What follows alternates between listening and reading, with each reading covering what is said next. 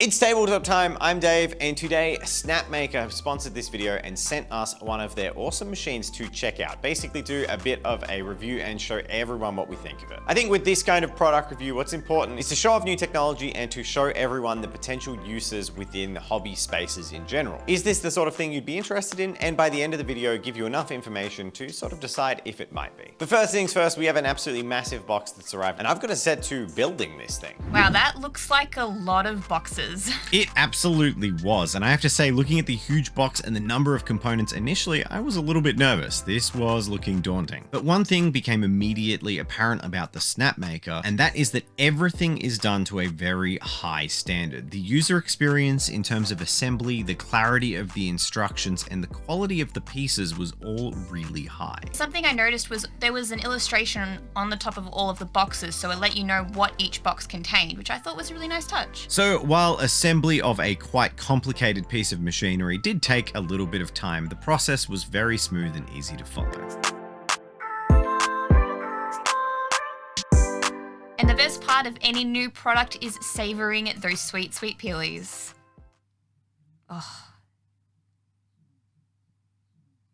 That's a good peely. All right, so it looks like this has worked, which is very nice to see, but we'll only really know when I slurp up some of this.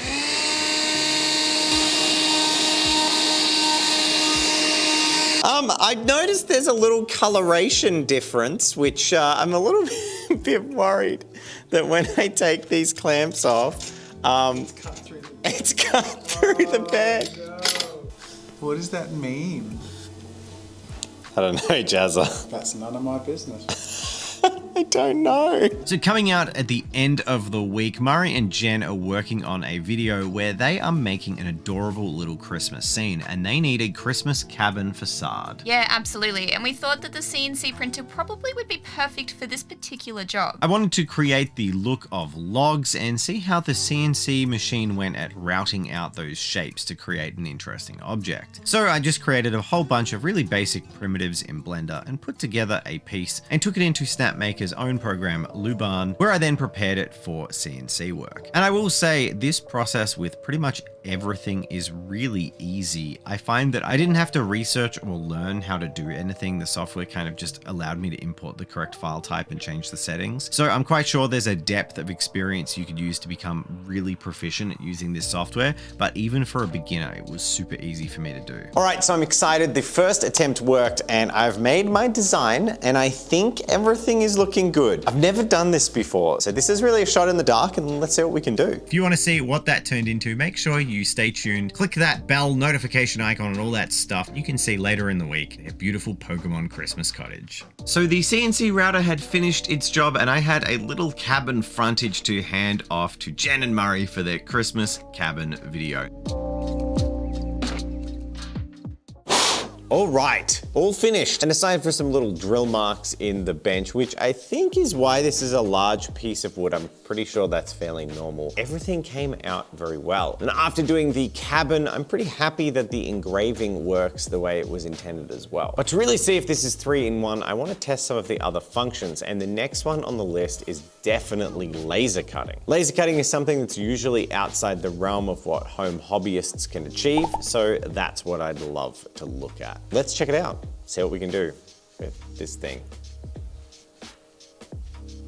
Time to install a laser. So we're checking out the Snapmaker 2.0, but I want to tell you a little bit more about it. It is a really cool 3-in-1 solution to laser engraving, CNC carving, and 3D printing. This machine can swap between these 3 different functions and save you a huge amount of space. The Snapmaker is incredibly quiet. Even the loudest modes, such as CNC carving, is a light buzz that's easily blocked by some doors. I mean, you can hear it behind me.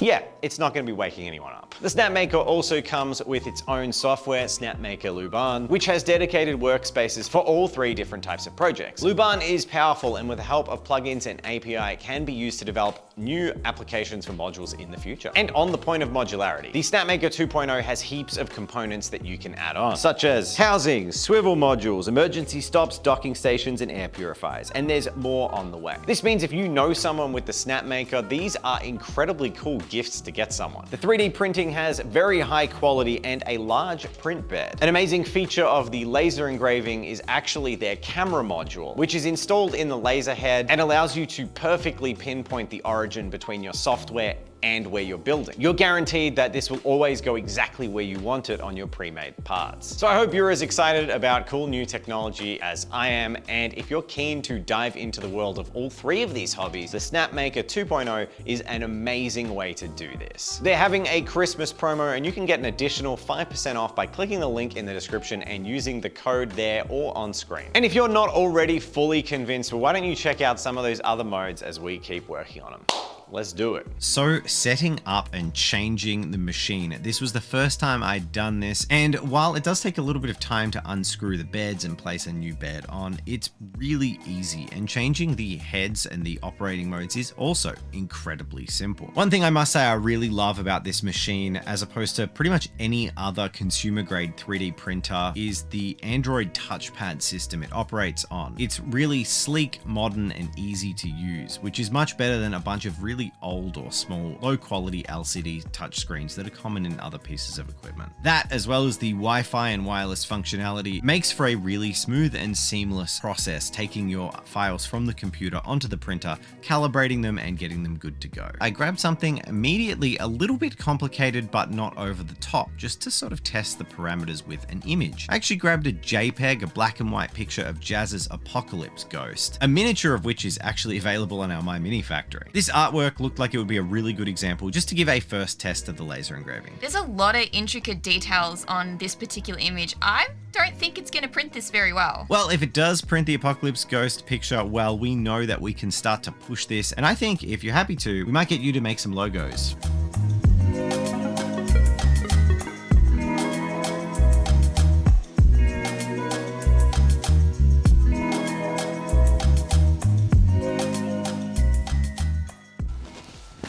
Jen, hello. I'm Hi. glad you're here. I've been doing some laser cutting and engraving, and I've taken the Apocalypse Ghost artwork, and it is scanning right behind us. Oh, can I now. see? Can I look? Can I see? Only with the glasses on.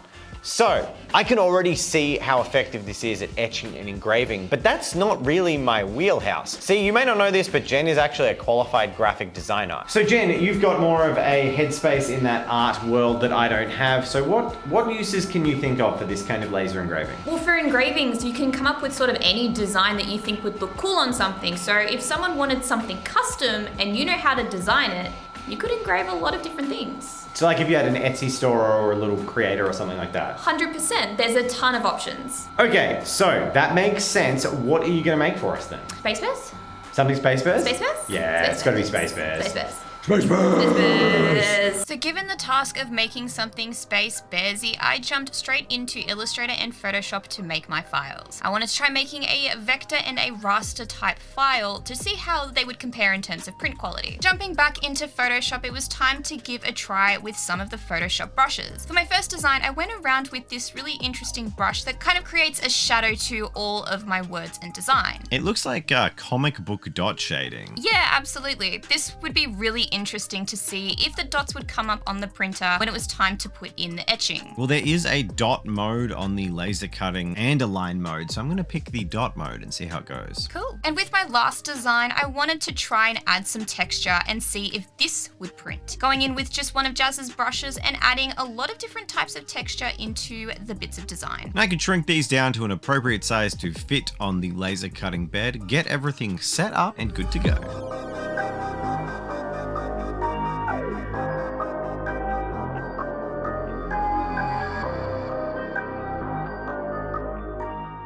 Jen! Ah, yes. Your laser thing is done. Hooray. All right, you ready to see your designs? Yes.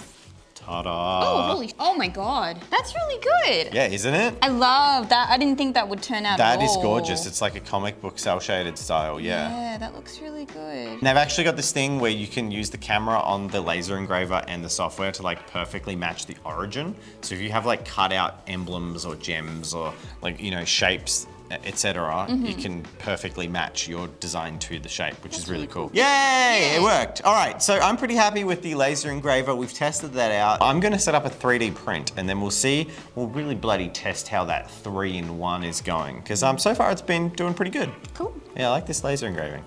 CNC has worked, laser cutting and engraving especially has been a success, so now it's time to test out the 3D printing functionality of the Snapmaker, and to do that I have this awesome Cobalt Coalition model. It's part of building a base floor for D&D games, and it's packed with detail but also gorgeously designed for FDM 3D printing, so I think this is a perfect test of the capabilities. Setting up the print in Snapmaker Luban was an absolute breeze. I must say it was really nice to have some 3D printing software that was dedicated to the printer. There was no setup or configuration. I could immediately begin to just select the profile I wanted to print with. And for this print, I wanted to test the top end of its capabilities. So I actually selected the slowest and highest quality setting on the printer. And when I saw the predicted print time of 80 hours, I knew I was in for the long haul.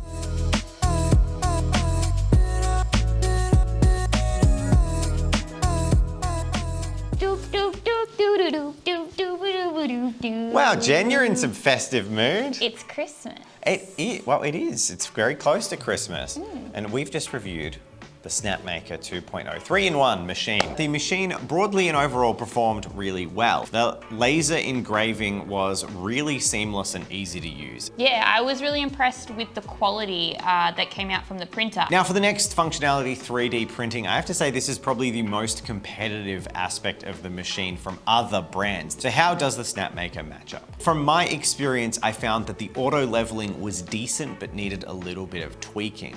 But then broadly, once the prints actually started, they're very, very slow. Positives are the prints are very well done. They're quite seamless, very smooth surfaces without much fiddling. The actual inbuilt settings in Snapmaker Luban, as well as all the profiles, worked really easily to get this printed. I think again, if you're someone that's maybe getting into the creative market and you want to make something that's small and accessible, for example, maybe like cookie cutters or something, then this could be a really good option. Yeah, absolutely. And finally, the area that we had the least experience with and least understanding of is the CNC routing. And I think that of the three sections, this is the one that I'd be interested to see developed a little bit more, or maybe have more bits in-house. Broadly, I think that the Snapmaker 2.0 is a very cool machine, and the fact that we're getting down to prices where you can actually feasibly afford to buy this, especially if you're a small business or an Etsy crafter, and expand into doing all different things is really cool. So thank you everyone for watching this video. I hope you enjoyed this slightly unusual take on doing more of a product review style video, but sometimes technology comes along and it's cool to see how that might change the hobby